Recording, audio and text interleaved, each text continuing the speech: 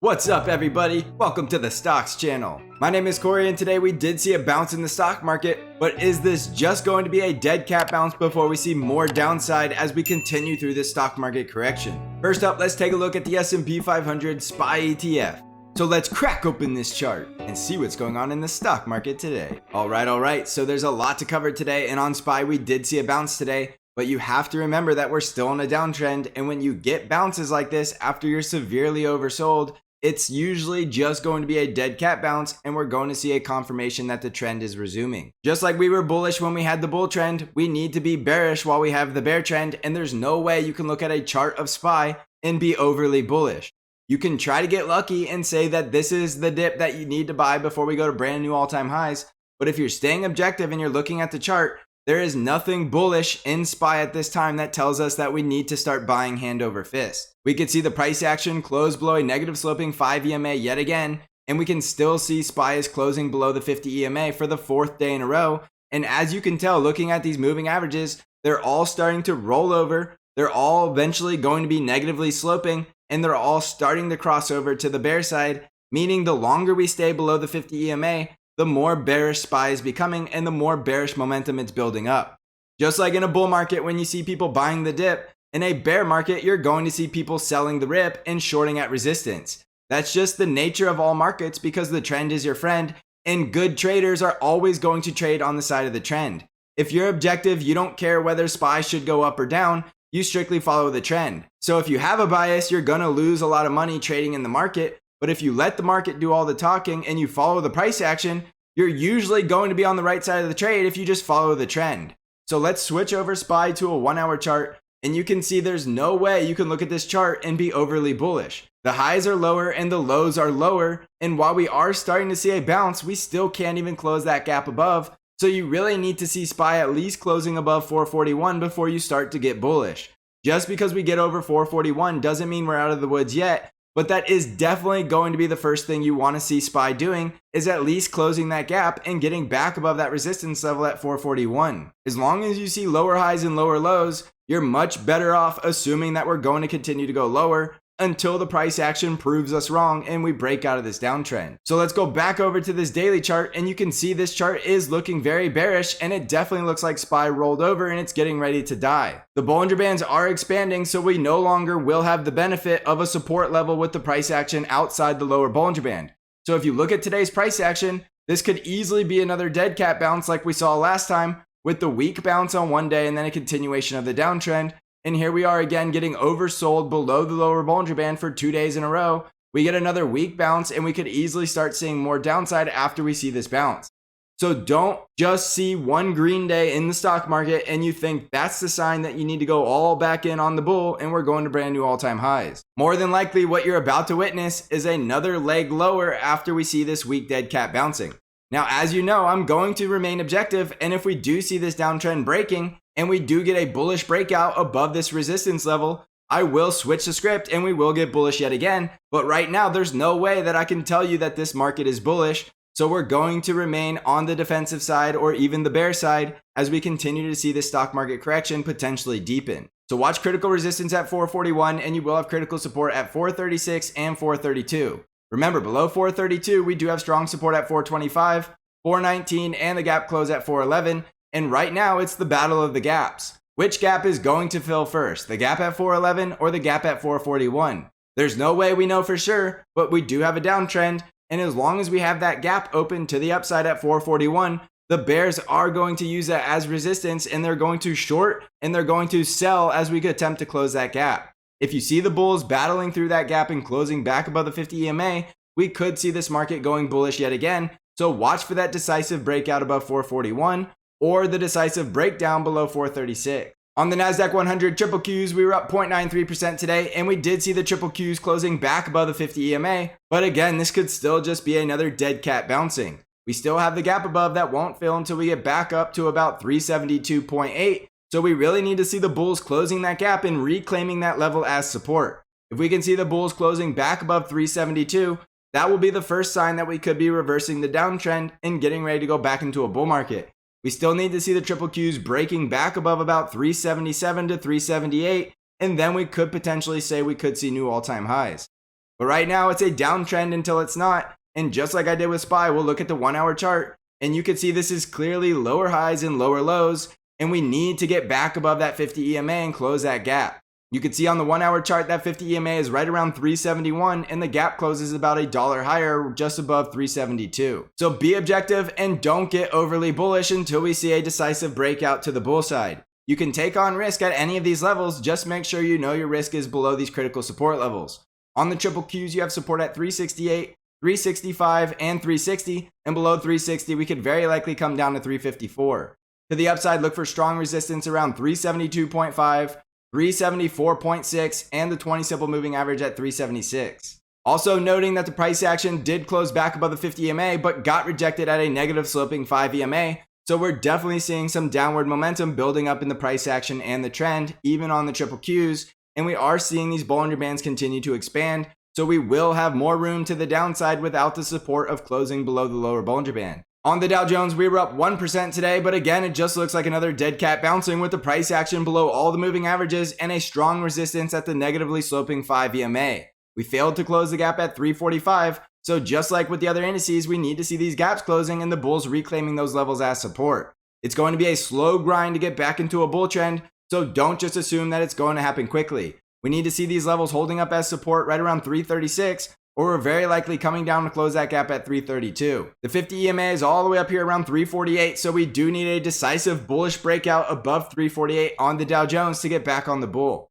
On the Russell 2000, we were up about 1.55% today, and we see the Russell 2000 getting rejected at the 50 EMA area of resistance at 222. We did close back above support at 219, so we could still have support at that level. We need to see IWM closing decisively above 223.7 to get back on the bull, and we could start building up some more bullish momentum. Otherwise, look for support at 219 to possibly break down, and we should still have support at 215 and 212.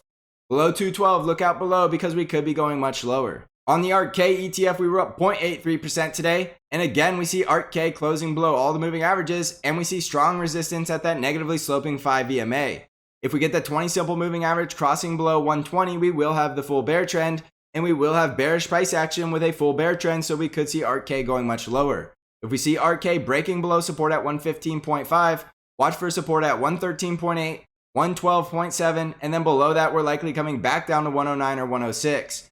If we can get a decisive bullish breakout above 121, we could start going back into a bull market in the ARK ETF. On the VIX, we did drop over 14% today, but we still do have the full bull trend in the VIX, and we're still holding up above the support trend line, which was the resistance trend line breakout.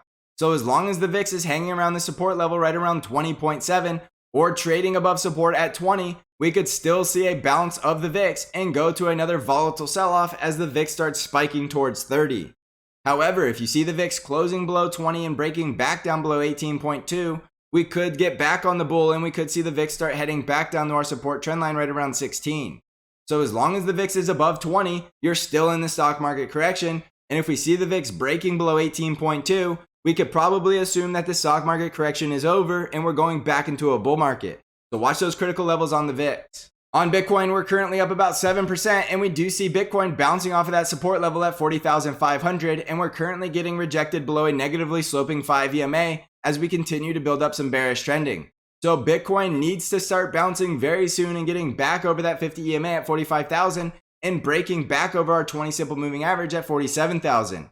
If Bitcoin cannot break above these key resistance levels, we could very easily come back down to retest support at 37,500. And below 37,500, we could come all the way back down to the support level at 30,000. So watch those key support levels and key resistance levels. And if we can break back above the 50 EMA, it will be looking bullish and we could start attempting to break out to a new daily high above 53,000. On Amazon stock, we were up just over 1% today. But again, the price action is still below all the moving averages and we're still developing some bearish trending. If Amazon cannot close this gap at 34.52, we could see another leg lower and we could break down through the support at 33.11 and come down to 31.85 or 31.36.